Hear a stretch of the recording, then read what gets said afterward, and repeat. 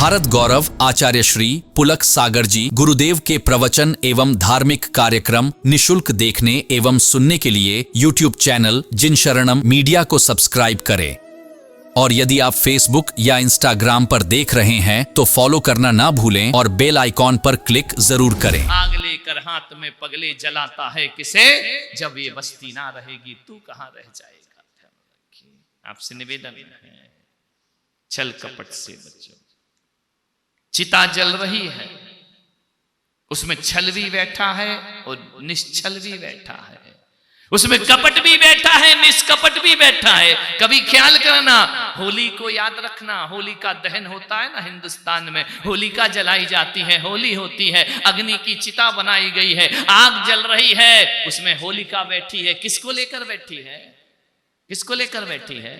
एक संकेत है, ध्यान रखना। बैठी या नहीं बैठी मुझे नहीं मालूम, ये कहानी सच है या झूठ मुझे नहीं मालूम, लेकिन उस कहानी ने संदेश बहुत अच्छा दिया है। उसने ये संदेश दिया है कि एक बुआ अपने भतीजे को लेकर के बैठती है, एक छल निश्चल को गोद में लेकर के बैठता है। आप बताइए, जब छल निश्चल को गोद में लेके बैठता है तो बोलो, नुकसान छल का होता है या निश्चल का नुकसान हुआ करता है? आपको मालूम है, प्रत्यक्ष उदाहरण है। इन घटनाओं से, इन कहानियों से कुछ शिक्षा लीजिए। निष्कपट भाव से बैठा प्रहलाद, उसे आग नहीं जला पाती है, और छल भाव से बैठी होलिका धू धू करके जल जाती। छल से किसका नुकसान हुआ, दूसरे का या खुद का? विचार करिए। रावण छल से सीता का हरण करने आता है, साधु का भेष बनाता है। आप बताओ, नुकसान सीता का हुआ या रावण का नुकसान हुआ करता है? आप विचार, आप कहते वो आदमी मुझसे छल कर रहा, अरे करने दो ना, उसकी मर्जी है, वो छल करे कपट करे, तू कपट मत कर। क्योंकि सीता के सामने रावण यदि रावण के रूप में आता तो सीता का कभी हरण नहीं होता, लेकिन जब रावण छल से साधु का रूप बनाता है तो सीता भी धोखा खा जाती है। विचार करो, उस धोखे से, उस छल से नुकसान किसका हुआ, रावण का या सीता? अयोध्या बर्बाद हुई या लंका बर्बाद हुई? आपसे पूछना चाहता हूं। लंका हुई ना, 1 लख पूत 1.25 लख नाती, तहां रावण घर दिया ना। ध्यान रखना, रावण के घर में उसकी समाधि पर कोई दिया जलाने वाला नहीं था। और सीता जब राम के साथ अयोध्या लौटती है, सारी अयोध्या दीपावली के दीप जला दिया करती है, उनका स्वागत किया करती है। वो निश्चल भाव में जी रहे थे, वो छल भाव में जी रहा था। पारसनाथ निश्चल थे, निष्कपट थे, कपट में जी रहा था। नुकसान किसका हुआ, पारसनाथ का या कमठ का नुकसान हुआ? ध्यान रखना। रिजल्ट देखो, जैसा करोगे वैसा भरोगे। जो करना है करो। आप कहेंगे कि जो बेईमानी करते हैं, छल कपट करते हैं, वो आज धनवान है, उनके पास बहुत पैसा है, दिखता है, प्रत्यक्ष दिखाई देता है। लेकिन मैं आपसे इतना ही निवेदन करना चाहता हूं कि जो छल कपट से धन दौलत दिख रही है ना, उसे भी देखो। तुम चोरी करोगे तो ऐसा थोड़ी है कि भगवान तुमको शाम को सजा देगा। ऐसा कोई है क्या दुनिया में? किसी आदमी ने धोखा किया तो आप क्या सोचते हैं कि धोखा करने वाला आनंद में नहीं जी सकता है, मौज मस्ती में वो भी जी सकता है। बेईमानी से पैसा कमाएगा, हो सकता है कि ईमानदार के पास उतना बड़ा बंगला ना हो, उतनी बड़ी मोटर ना हो, कार ना हो, भवन ना हो, लेकिन ध्यान रखना, बेईमानी से अर्जित तो वह सब कुछ कर लेता है, छल कपट से अर्जित तो वह सब कुछ कर लेता है। लेकिन आप एक बात जीवन में ध्यान रखना, उसके पास बहुत कुछ है लेकिन छल से प्राप्त हुआ है। मानिए भाई, सोचें,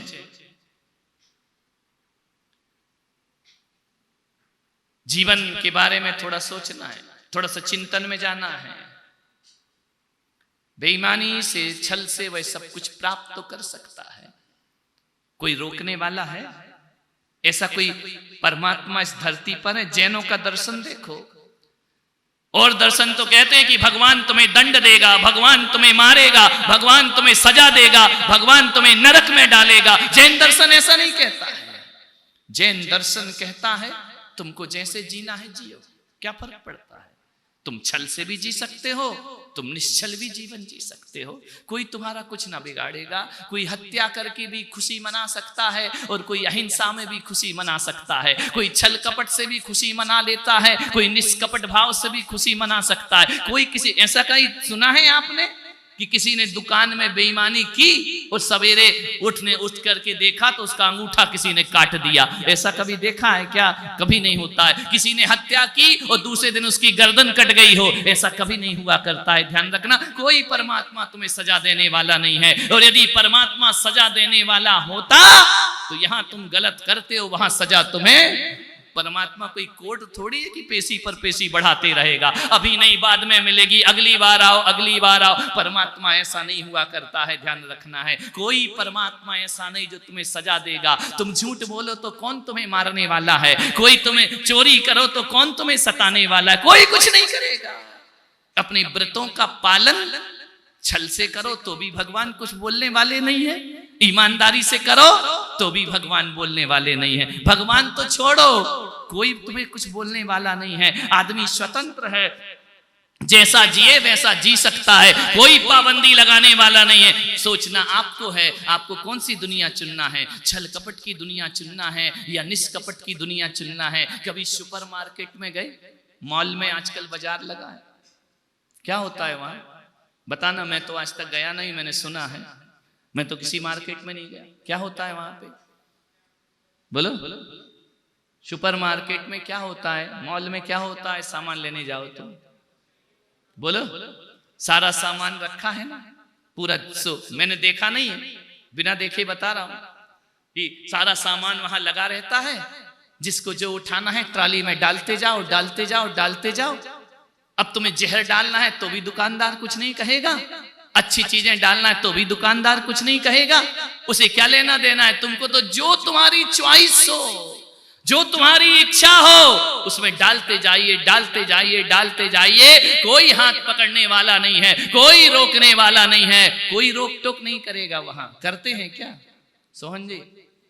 देखा है ना मार्केट में ऐसे ही। आजकल वो वाला थोड़ी है, वो अपना पुराना जमाना की टमाटर छांट छांट के ले रहे हैं। यहाँ तो जो रखा है रखा है, उठाओ ट्राली में रखो और आगे बढ़ो। कोई रोकता है तुमको? हाथ पकड़ता है? बोलो। मार्केट नहीं गए क्या? माताजी महाराज हो क्या? गए होगे ना? ऐसे ही होता है ना आजकल। हमारे समय ऐसा नहीं था। हमारे समय तो देखना पड़ता था, तराजू देखना पड़ता था। आजकल तो पैकेट पे ही सब लिखा रहता है, ये उठाओ ये डालो, ये उठाओ ये डालो, ये उठाओ ये डालो। ध्यान रखना, कोई तुम्हें रोकेगा? यदि तुम्हें जहर की शीशी है वहां उठा के रख ली, कोई तुम्हें समझाएगा? कोई कहेगा ये मत रखो? तुम्हारी चॉइस। तुमको अमृत रखना अमृत रखो, जहर रखना जहर रखो, कोई रोकने टोकने वाला नहीं है। ध्यान रखना, सुपरमार्केट में सब कुछ अपनी इच्छा से चलता है। और मैं आपसे कहता हूँ ये जिंदगी भी सुपरमार्केट है। सब कुछ तुम्हें अपनी इच्छा से जीना है। चाहे तो कपट का जीवन जी लो, चाहे निष्कपट का जीवन जी लो, चाहे तो ईमानदारी का जीवन जी लो, चाहे बेईमानी का जीवन जी लो। कोई तुम्हें रोकने वाला नहीं है। लेकिन ध्यान रखना, जैसे ही आपने कोई सामान रखा, कोई सामान रखा, कोई सामान ट्राली में रखा, ध्यान रखना bill bill bill bill bill तैयार हो रहा है। ध्यान रखना, आप रखते जाओ, कोई आप पूरी 10-10 ट्राली भर लो तो भी कुछ नहीं कहेगा। लेकिन जब निकलोगे और हाथ में जब पर्चा आएगा, देखिए भाई साहब आपने ये लिया है, ध्यान रखिए। जैसे ही बिल देखोगे होश उड़ जाएंगे। ध्यान रखना, वो देख करके मत जाओ कि सब अपना है। अरे उतना ही उठाना जितना तुम्हारे हाथ में पैसा हो। ध्यान रखना, यदि आपको जब बिल मिलेगा तब पता पड़ेगा कि मैंने क्या उठाया और क्या नहीं उठाया, इसकी कीमत क्या है। लेकिन आप बताओ, ये सब उठाने के बाद बिल बना या रखते गए और बनते गया? बोलो बोलो बोलो। एक पैकेट डाला, वहां तैयारी चल रही है, मशीन तैयार हो रही है, 2 डाले 3 डाले, लास्ट में तो वो दिखाता है। समझ में आ रहा? काउंटिंग तो शुरू हो जाती है। जो भी आप छल कपट करते हैं ना, वो चढ़ना तो शुरू हो गया। ध्यान रखना, बाद में तो तुम्हें बिल दिखाया जाएगा कि ये तुमने किया। कौन रोकेगा? आप बेईमानी करो ना, आर्जव धर्म है। आप धोखा करो, आप छल कपट करो, कोई भी तुमको तुरंत सजा देने वाला नहीं है, ध्यान रखना। लेकिन जब बिल कटता है ना, तब पता पड़ता है कि रंजक दगा बहुत दुखदानी, सुख पावे संतोषी प्राण। मान लो बिल तो हमें ही भुगतना पड़ेगा। आप बेईमानी करो तो दुनिया तुम्हारा क्या कर सकती है? कुछ नहीं कर सकती। एक बंधन का मार्ग है, एक मुक्ति का मार्ग है। ईश्वर यदि तुमसे कहे कि पाप मत करो, और मैं भी तुमसे कहूं कि पाप मत करो, तो कहते समय मैं इतना तो रखूंगा अपने दिमाग में कि 99% तो करेंगे। ध्यान रखना, करेंगे, कितना भी मना करो, 99% पाप करेंगे। 1% उम्मीद रख सकता हूं कि ये पाप नहीं करेंगे। 99% तो आप पाप करेंगे। फिर उसमें ना ईश्वर कुछ करेगा, ना गुरु कुछ करेंगे, ना भगवान कुछ करेगा। ध्यान रखना है। आपसे इतना ही निवेदन है, यदि मुक्ति चाहते हो तो इन चीजों को छोड़ दो, और बंधन चाहते हो इन चीजों को स्वीकार करते रहो। यह जैन धर्म इतनी बड़ी स्वतंत्रता देता है। वो नहीं कहता कि तुम मेरी शरण में आओ तो मैं पाप से मुक्त कर दूंगा। भगवान नहीं कहते मैं तुम्हें पाप की सजा दूंगा। कुछ नहीं करता जैन दर्शन का ईश्वर। वह तो सिर्फ कहता है कि अशुभ करोगे तो अशुभ फल पाओगे, और शुभ करोगे तो शुभ फल पाओगे। सरलता में जियोगे, सहज हो जाओगे, परमात्मा के दर्शन हो जाएंगे। ध्यान रखना, कोई पाबंदी नहीं है। शिविर में आप सब बैठे हैं, ध्यान रखिए, कोई दिक्कत नहीं। जैसा जीना है वैसा जियो, जैसा करना है वैसा करो। न भगवान पाबंदी लगा सकता है, न मैं पाबंदी लगा सकता हूं। लेकिन इतना बात ध्यान रखना, यदि सुख चाहते हो, शांति चाहते हो, परमात्मा की यात्रा करना चाहते हो, तो निष्कपट भाव में आओ। और परमात्मा से दूर रहना चाहते हो तो छल कपट के भाव में जियो। एक बात याद रखना, अपनी जिंदगी में सुकून चाहिए, आनंद चाहिए, तो आर्जव भाव में जीने का प्रयास करो।